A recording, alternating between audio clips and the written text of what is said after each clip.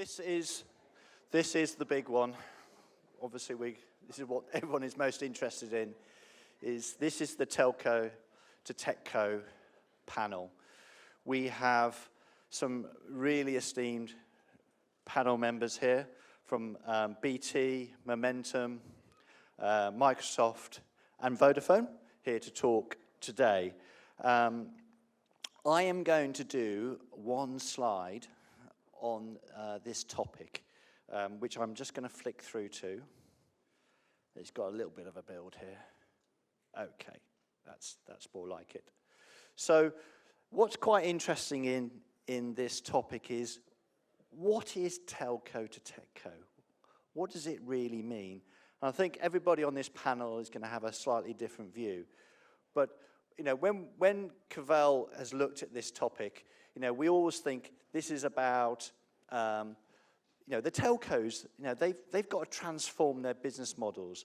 They've got a series of revenue streams today, which you could say are commoditized. You know, voice, data, mobile, 5G. Maybe not completely, but you know, they want to start thinking about leveraging their assets. They want to start looking at new revenue streams. You know, what are they going to do to really become a techco? And what is a techco? So when we looked at this, we thought, well, actually, we think techcos can be defined in 5 different ways. I would say the first one is, you know, are they actually hiring people with the right skills? Are they starting to really hire in numbers, people who can do digitalization, people who can build APIs, you know, people who can, you know, really understand this business? And we would say people who are high, yes, they are doing this, would probably be a good first indicator. Are they spending lots of money on R&D? That's another great indicator of whether they're starting to become a techco. Have they revolutionized their back office? Is their back office been standardized, been optimized already, or not? I think, is that a foundational thing they've already done? And I think if they are, then they are a good indicator of becoming a techco. Have they got a digital front end? Are they operating in a CX digital environment? Is it differentiating? That's another one. And finally, are they actually operating in a fairly agile, quick, strategic decision-making environment? So once again, Cavell sees it as three indicators of what a techco is. It doesn't necessarily mean that they're going to become the next Google and next Facebook, but we feel like these companies are starting to see some of these 5 principles. But before I get on to the first set of questions, what I would like to do is just get the panel to introduce themselves, where they're from and what do they do, and then we'll get into the first question. So I'd like to just hand over. Andrew Small from BT. I work on the product team. I actually run what's called Digital Workplace for BT Business. Rick Garcia, Momentum, and I run product and marketing. My name is Roy Dehing. I'm in the Azure Communications Gateway organization under Azure for Operators, and I'm doing the partner strategy for that. Good afternoon, everybody. Andy Wood from Vodafone Business. I work in our kind of strategy team, looking at all things UCaaS, CCaaS, CPaaS, and SaaS. So great to be here today. Great, thank you. So let's get going. Let's ask the panel what their initial views are on what they see or what they understand as what telco to techco really means. And also, what does it really mean within their own organization? And I'm going to start at the far end with Mr. Wood from his perspective of what do you think this really means? So from a Vodafone perspective, we are really kind of bucking the trend, I think, of the topic, because we have an identity in the market with our customers for delivering robust industrial-grade carrier services, whether that's fixed, mobile, IoT, and our kind of customers trust us to do that. So I don't think Vodafone is on the page of becoming a techco, to be quite honest. Our considered positioning is that we want to be a next-generation telco using techco assets. So what would those techco assets be? That would be faster, more innovative, adopting agile working practices, leveraging advanced technologies, but weaving that into who we really are to create a better version of ourselves for our customers. That's our kind of positioning on this subject. Thank you. Roy? If I look to, let's say, telco to Techco, I think it's all about the telco that tries to build additional added value services on their traditional business models and doing that on an agile way to keep up on the CX hypes or the trends that we see in the market. So that's how I see it. I think I'd mirror that. I think from Momentum's perspective, we're looking at building the ancillary services around the telco and leveraging our telco relationships with our existing customers because we're a trusted sort of infrastructure provider into organizations. So we have, I think, a really good handle on and trust from the customer on delivering ancillary services, mostly in the communication space, right? Different channels of communication, different products and services around communications, but really staying in that sort of customer engagement to our customer sort of lane. Right. Mr. Small. I don't think this is new, to be honest. I think this journey from, to convergence of voice and data and the commoditization of that is not new. And our response isn't new either. I mean, we're very focused on making those things work end to end for our customers. So making them secure, making them appropriate, delivering the right cost base for our customers, enabling their transformation. It does drive quite big changes in a telco because all the things that were optimized for that world don't necessarily work in the new world. So it does mean new IT, new ways of working.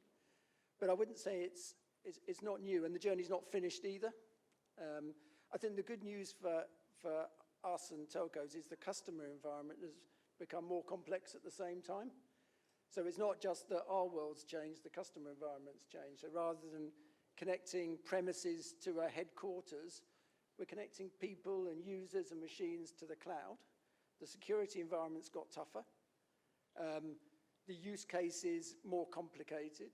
The speed of change higher. So, this telco to techco is just part of a much bigger transformation that's affecting everybody. And I think, to be honest, as a telco, it can benefit us as much as anybody else because it's how you can best address those new use cases. Thank you. Well, just so the audience can sort of understand a little bit more about this topic, a telco, is trying to do all these number of things, and there's a variety of thoughts there. And they're going to try and transform a bit. But from a business or a consumer perspective, what can you do differently? What new services do you think you can launch with this new way of working? Maybe I'll start with Roy first, and then I'll dot around, just so I keep you on your toes. What do you think, Roy? What new services will people really recognise that they'll hang their hat on, that they've really sort of done this transformation? I will put them under the umbrella of a hero scenario. And a hero scenario for me as a definition is, and I need to go back to, let's say, previous sessions that I heard about CX. And what is CX? We could say in argue debate, it's contact center, it's customer experience. But I feel it's every machine to machine and machine to human communication, where a machine is IoT and where a human is using a UCaaS or a CCaaS application or a custom developed app on top of a CPaaS. So for me, it's broader than only the, sorry to say, but the traditional contact center scenario. It's much more CX. And where I see, let's say, on the Microsoft side, we see that we talk about Teams as a UCaaS, we talk about Dynamics as a CCaaS. In the Azure for Operators space, we have a platform where we say, hey, Azure Communications Gateway. So I just did my sales pitch, by the way. Now we have all the products that we have in that area. But I think that hero scenario, I would really like to convince you as an operator to jump into that hero scenario. Create stickiness, combine that hero scenario with your networking APIs in Project Kamara as an example, and create stickiness, differentiate, and build those hero scenarios not only for the enterprise, but I think where the business more is on the SMB space. Just to explain, everybody, just what is Project Kamara, just so people understand that reference point? Okay, Project Camara is from the GSMA community, so if you ask a Microsoft person, I will always say it's everything related to what we do on Azure Programmable Connectivity.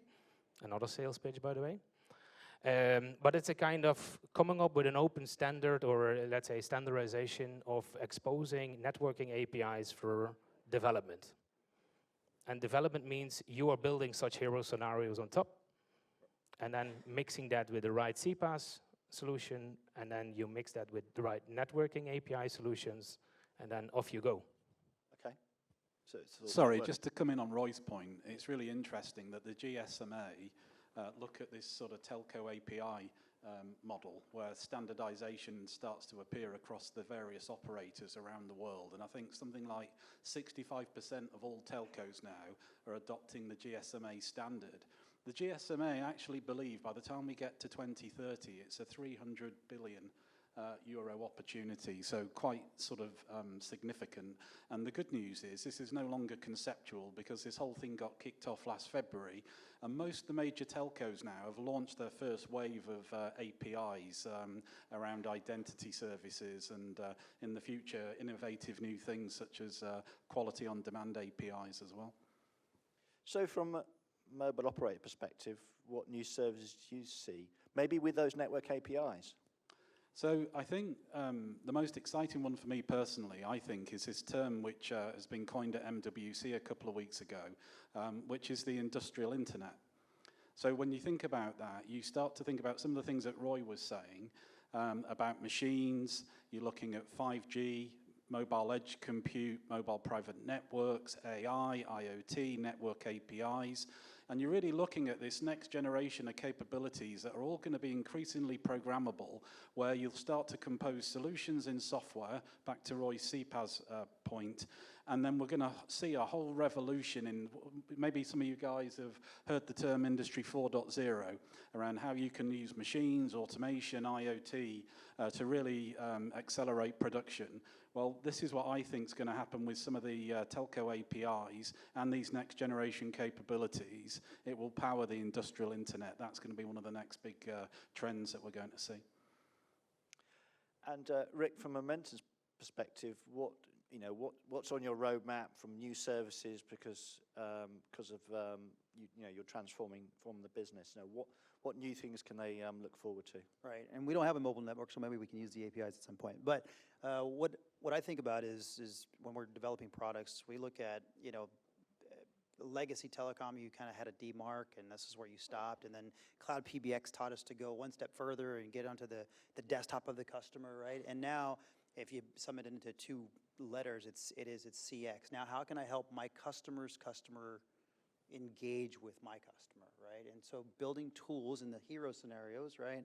Building tools where I can address specific problems for customers, because again, I understand communications, we understand communications and channels better than a normal business does. So creating those tools and those hero scenarios where we can deliver on some scalability, right? On some scale. Okay, has BT got a different perspective? We're aligned with a lot of that, but I will give you a different perspective, because I got a bit of an eye-opener. We had some of our biggest customers together in a forum, and actually I asked a question like that. I said, Horizon 3, so beyond what we were already developing, what are you interested in? What do you think should be in our Horizon 3? And I had a list of things I thought they'd say. I thought AI would be there. I thought VR would be there. I had a list. Do you know, the thing that came out most was none of that. It was the things we've got now, but much easier and faster. And I think sometimes we're looking for the big new thing, where actually the big new thing is what we have now, delivered differently. So digital buy journeys, the ability to provide much quicker, the ability to do service quicker, more digitally, more proactive, is actually where a lot of this leads. So if you think about where the investment goes, it can go in totally new products, totally new use cases, but it can also go in making what we do now better. And AI is part of that story, of course. We're not going to use it randomly. We're going to use it to do a lot of what we do now better. But I think this idea that we can make things more accessible, easier to consume, we can give a better digital experience, is actually pretty high up most people's real life requirements. Normally, they say afterwards, and cheaper too, but I'll ignore that bit. But the better experience comes pretty high up the investment list for us. Can I give an example? Of course you can. Yes, Of course you thank you for that. So if I'm a consumer today and I go to the operators or the service providers today, and I take and I buy a mobile subscription, everything is automated. Yes, so I take a data plan, I take a fancy new iPhone, and nowadays I also can have add-on subscriptions like Netflix, Amazon, and Spotify. Yes, so take that add-on subscription concept or way of bringing that to market to that hero scenario in the SMB space, and that's, I think, what BT is saying. Yes, exactly that.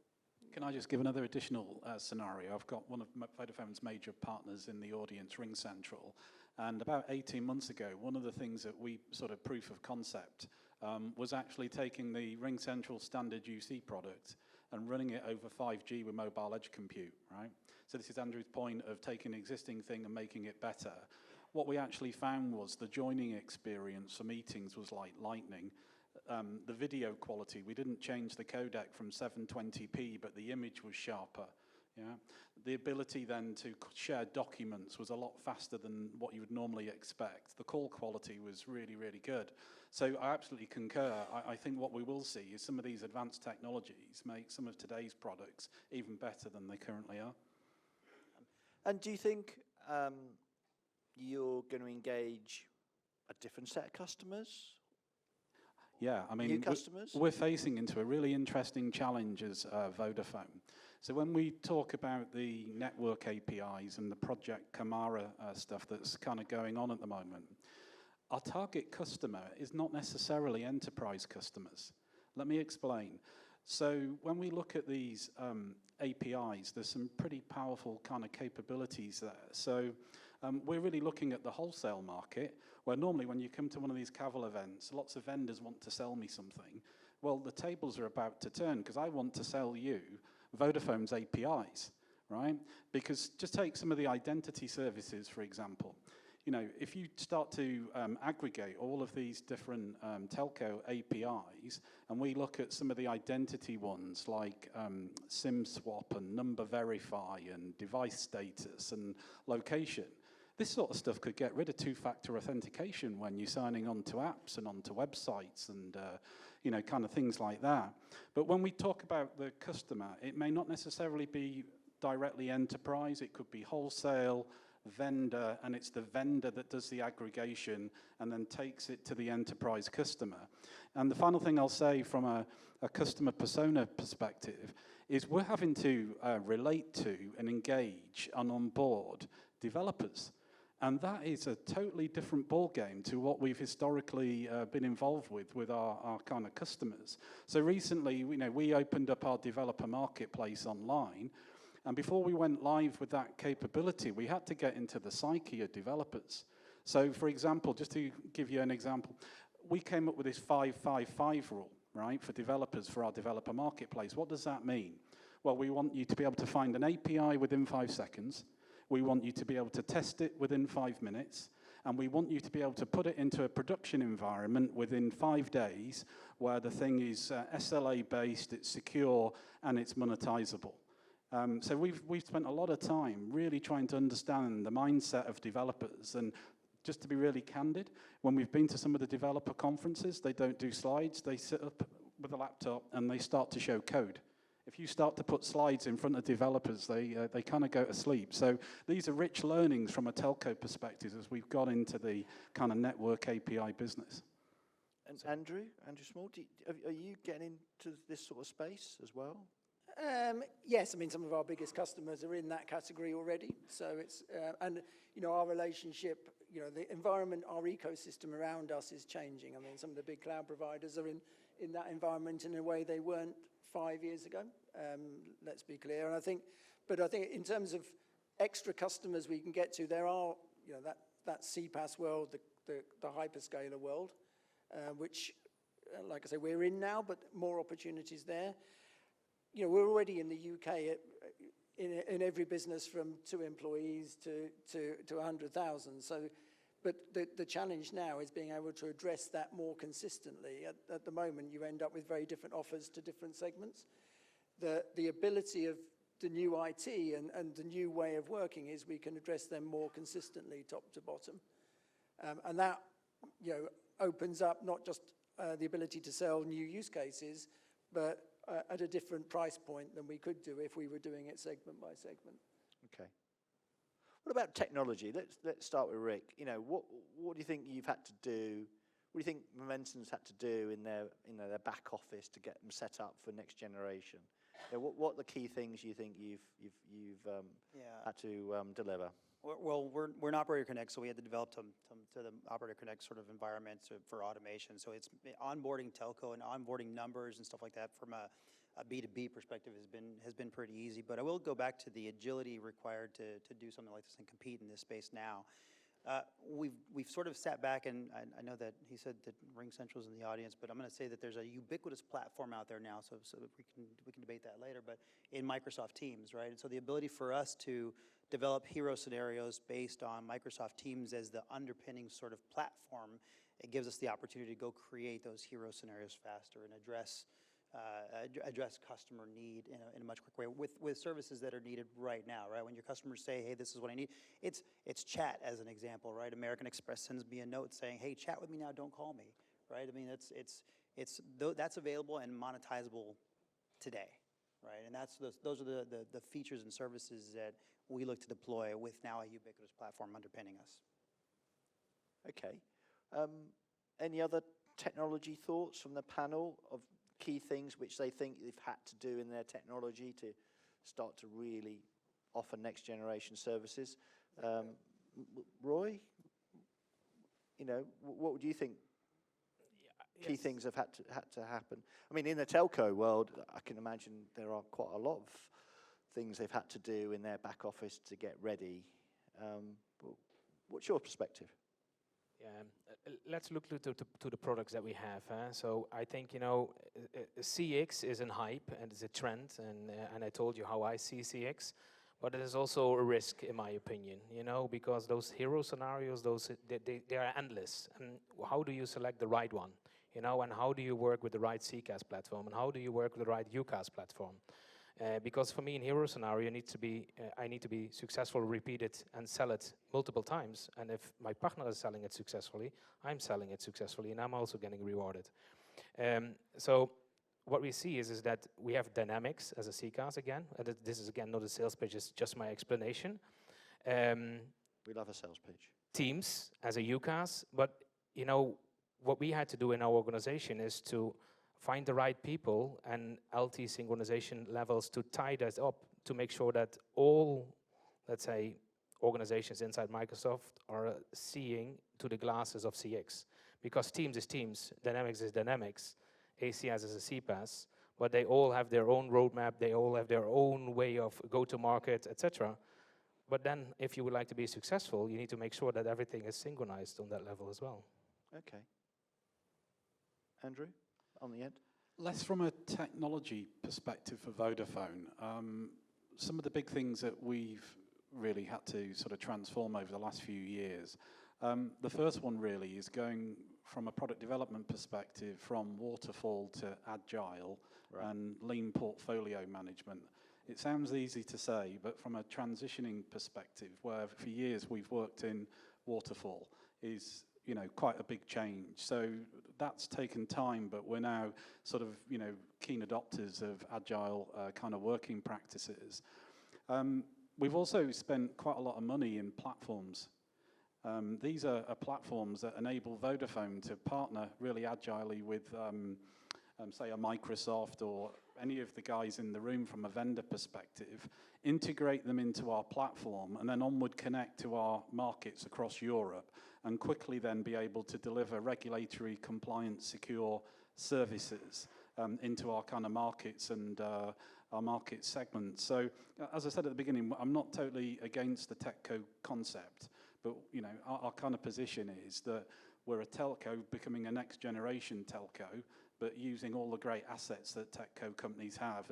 And one of the biggest ones actually is the partnering with what we're doing with Microsoft and others as well.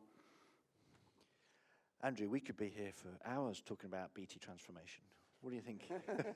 I'll give you a narrow view of it. I think the core question was, does that drive a change in your back office, front office, IT? The answer is yes, because all the technology we had historically was brilliant at delivering those network products and those voice products.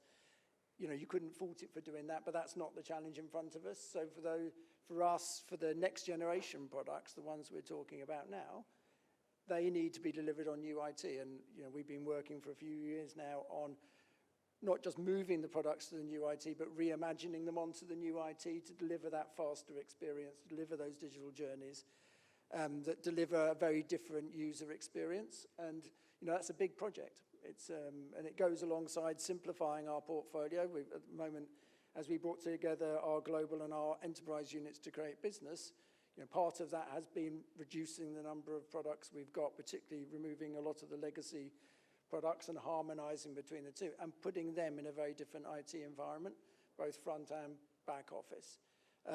You know, that drives agile, it drives a very different way of working. And it is, you know, when you look at what that allows us to do, it's a massive change. You know, we're doing things that we could never have done on the old IT, but you only do it for the products that are the front book products, the ones that are coming. Great. We've sort of got about 3 minutes left, and I'm going to ask the final question, and I'm going to start with Rick, because, you know, I like to juggle it about. What do you think is the biggest challenge in your business to becoming a next generation telco, a Techco, whatever you want to call it? But what do you think the biggest challenge is in your business? I think it's speed to market for anything. Right now, I feel like the industry is transitioning at a rapid pace. So it's being able to either decide on partner or build, and determine how quickly we can get to market. Because I think it's changing very quickly. And if you set back for 18 months and said, I'm going to build something, you know, you miss a bit of a window, right, to kick things off. So speed to market is a challenge right now, and that's what we're trying to really address. You know, keeps me up at night. Speed to market. Roy, you don't have any challenges, I'm sure. But what do you think? What do you think big challenge in Microsoft is? So personally, okay. So as I told you, I'm working on a partner ecosystem on top of some products inside Azure for operators. On one hand, I would like to make sure that, you know, I build those hero scenarios with the service providers themselves, but I'm also building a partner ecosystem with partners. And where I struggle is the vendor onboarding. If you would like to do agile and you would like to build that hero scenario, or if you're going to do that with a partner. I think, you know, 12 months onboarding for bringing a new partner on board for a hero scenario is not really agile. So that is my struggle. Andrew, at the end, Vodafone. So from a Vodafone perspective, our North Star is really thinking about the future and composable products and solutions in software, ultimately. So you've heard things like Roy talk about CPaaS, we've got network as a service starting to emerge as well. So Vodafone's challenge, I think, ultimately is how can we get even closer to understand the needs of our customers, how we can identify really powerful and relatable use cases. How do we then build solutions to those use cases? Well, we need to be able to have a really rich community of developers, both internal, external, and how quickly can we make sure that any future product that Vodafone builds has APIs and SDKs in the DNA, which for telcos is no small challenge. And Andrew?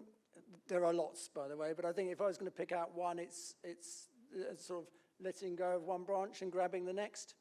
You know, at a moment you have to sort of let go of your history and all the products and everything you're used to and embrace the new.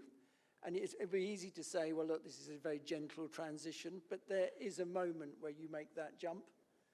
Because when you make that jump, it's not about introducing a new product or introducing new IT. It's a whole change to the way you give an in-life experience. It's a whole way to the way you sell, go to market. It's a change to your partner environment. It's a pretty fundamental change across the business that there is a moment where you can't do it 1% at a time. So I think that's the big challenge, is that moment. And, you know, we're not alone as a telco in going through that. I talk to telcos all over the world, and, you know, every one of those businesses is in a very similar position. I think we're at time. I think I would like to I think we'd like to do a wrap on that. I thought that was a really good discussion. I'd like to thank the panel for coming to Cavell Summit and taking their time to be on this panel. So I'd like everyone just to put a round of applause.